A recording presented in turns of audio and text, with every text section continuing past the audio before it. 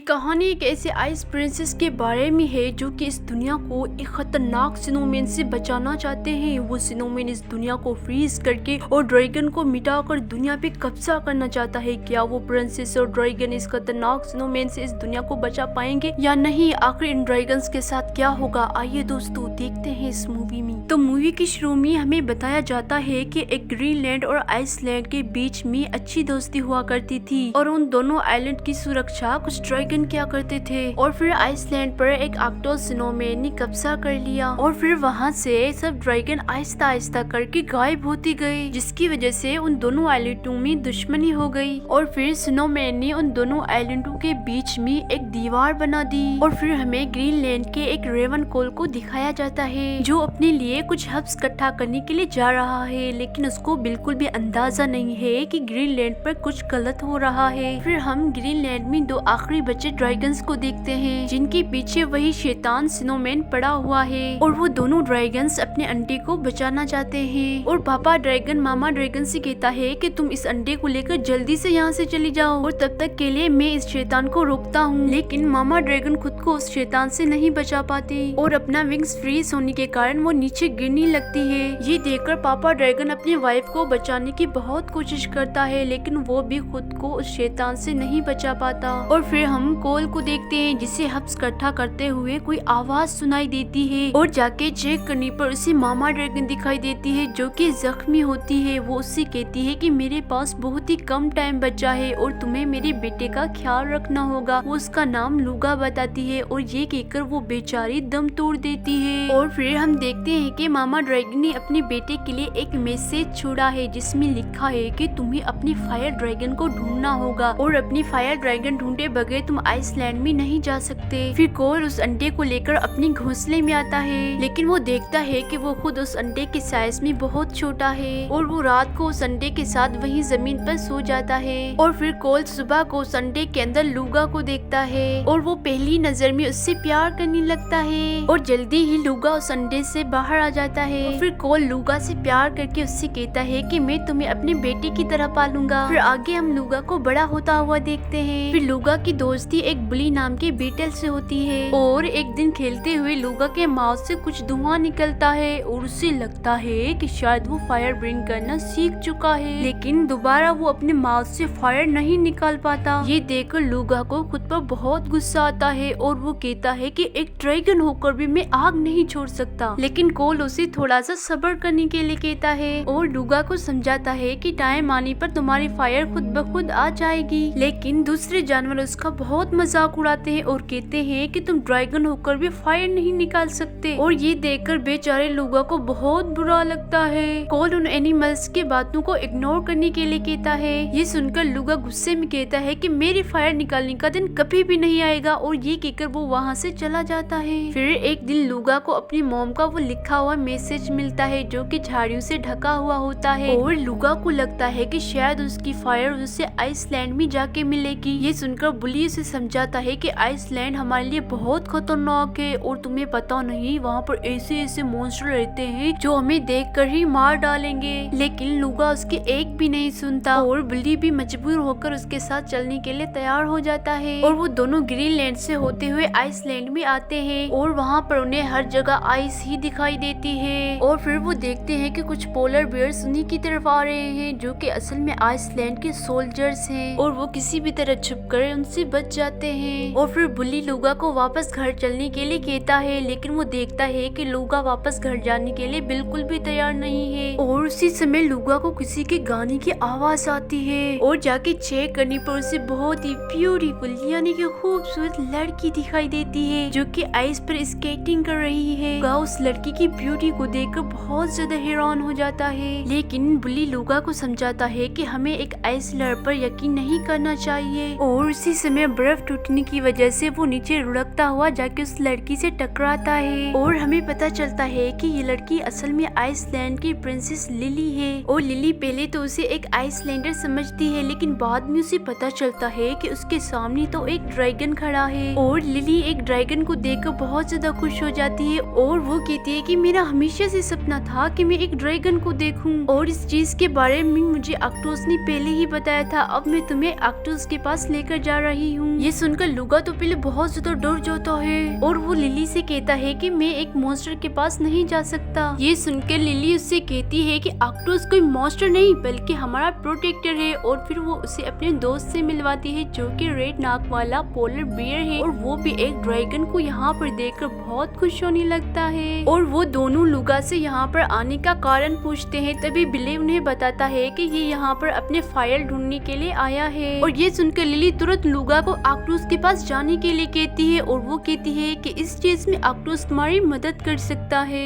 लेकिन बिली को दाल में कुछ काला लगता है और वो लुगा से कहता है कि ये लोग हमें फंसाने की कोशिश कर रहे हैं। लेकिन लुगा को तो लिली की ब्यूटी के सिवा यानी कि खूबसूरती के सिवा कुछ भी नजर नहीं आता और वो सभी आक्टोस की पैलेस की ओर जाने लगते हैं और लिली लुगा को अपना ब्यूटीफुल यानी कि खूबसूरत आइलैंड दिखाती है और लिली लुगा से कहती है कि मैं भी आपके आइलैंड में आना चाहती हूँ और बिली उस बियर को ब्रिज क्रॉस कराने में मदद करता है जिसमें उन दोनों में अच्छी दोस्ती हो जाती है और वो सभी वहाँ से निकलकर एक मेज के पास आते हैं और बिली को लगता है कि शायद इसे पार करना बहुत ही मुश्किल है। लेकिन लिली उन्हें अपना आइडिया बताती है और वो लिम्बो को एक स्की की तरह यूज करके आगे बढ़ने लगते हैं। जल्दी ही वो पैलेस की ओर पहुंच जाते हैं और फिर बिली डर के दोबारा लुगा को सोचने के लिए कहता है लेकिन लुगा को तो अपने फायर पाने की बहुत जल्दी है और फिर लिली लुगा को बताती है कि आइसलैंड के लोगों को ड्रैगन से कोई भी परेशानी नहीं है। लेकिन वो कहती है कि बिली को हमें छुपा कर ले जाना होगा और वो बिली को लिम्बो की रेड नाक पर छुपाकर अंदर ले जाते हैं और आइसलैंडर के लोग भी एक ड्रैगन को देखकर बहुत ज्यादा खुश होने लगते हैं और तभी उनसे मिलने के लिए आक्टोस बाहर आता है और तभी लिली आक्टोस को बताती है कि आपकी भविष्यवाणी सच हो गई है और आज हमारे यहाँ एक ड्रैगन आया है। आक्टोस भी ये सुनकर बहुत हैरान हो जाता है और वो कहता है कि मैं एक ड्रैगन को अपने आंखों से देखना चाहता हूँ। फिर लिली उसे लुगा के फायर प्रॉब्लम के बारे में बताती है।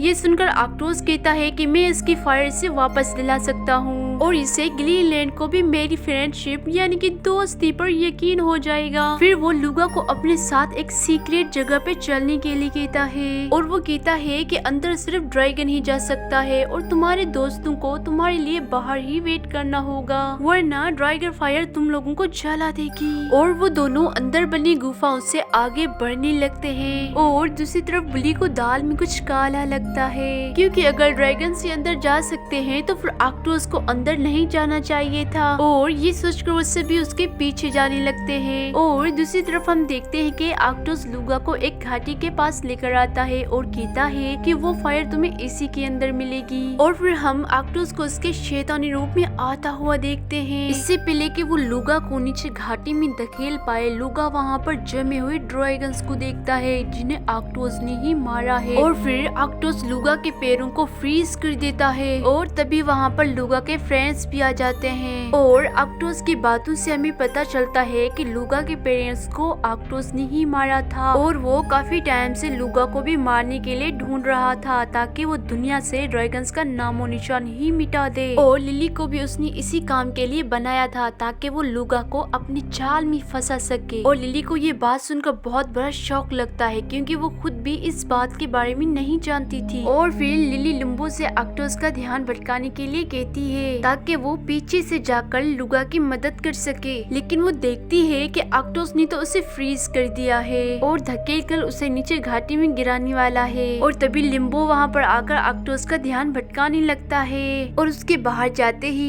लिली लुगा की मदद करने के लिए आ जाती है और वो लुगा से ये सब होने के लिए माफी मांगती है और फिर वो कहती है कि ये सब मुझसे अनजाने में हुआ है, मुझे माफ कर दो। और फिर वो उसके हाथ पर हाथ रखती है जिसकी वजह से वो वापस अपने रूप में आ जाता है और फिर वो दोनों एक दूसरे को गले लगाते हैं। लेकिन वो देखते हैं कि आक्टोस वापस आ गया है और लिली लुगा की वहाँ से भागने में मदद करती है। लेकिन हम देखते हैं कि आगे कोई भी रास्ता नहीं है और लुगा वहाँ से उड़कर निकलने को कहता है लेकिन लिली को लगता है कि वो इसका वेट नहीं सह पाएगा और होता भी ऐसा ही है और वो दोनों तेजी से नीचे गिरने लगते हैं। लेकिन लिली लुगा को हौसला देकर कहती है कि तुम एक ड्रैगन हो और तुम्हें उड़ने से कोई भी नहीं रोक सकता। और लुगा भी पूरा ध्यान लगाता है और उसके ड्रैगन विंग्स आहिस्ता आहिस्ता बड़े होते जाते हैं और फाइनली लुगा उड़ना सीख जाता है। लेकिन वो देखते हैं कि आक्टोस उनका पीछा छोड़ने के लिए बिल्कुल भी तैयार नहीं है और वो जल्दी से उस दीवार को पार करके ग्रीनलैंड में आ जाते हैं और आक्टोस भी उस दीवार को क्रॉस कर लेता है। लेकिन वो देखता है कि हीट से उसकी बॉडी पिघलना शुरू हो गई है और वो उन्हें ये कहकर चला जाता है कि मैं तुम लोगों से बदला जरूर लूंगा और वो उन्हें धमकी देकर वहाँ से चला जाता है। और फिर लुगा लिली को लेकर अपने लोगों के पास आता है और वो अपने लोगों को बताता है कि हमें एक आइसलैंडर से डरने की कोई भी जरूरत नहीं है क्योंकि वो भी हमारी तरह एकदम नॉर्मल है। और फिर लिली बताती है कि आक्टोस ने हमसे बहुत कुछ छुपा कर रखा है जिस चीज से हम अनजान हैं। और दूसरी तरफ आक्टोस लुगा से बदला लेना चाहता है, इसलिए वो लुगा पर एक आरोप लगाता है कि उसने लिली को किडनैप किया है जिसकी वजह से ग्रीनलैंड और आइसलैंड में लड़ाई हो जाएगी और उसका बदला भी पूरा हो जाएगा।